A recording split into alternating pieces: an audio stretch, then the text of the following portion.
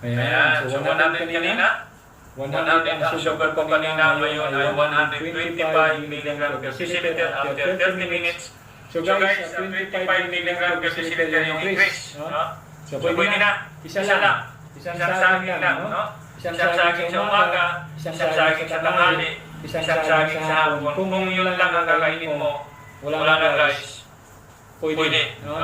Huwag natin gawing pang-merienda guys. Sa mga diabetes hanggat maaari ay umiwas tayo sa pagkain ng in-between. Okay? Para makapahinga ng konti ang ating pankreas at magamit niya yung insulin na mayroon siya doon sa kinain natin.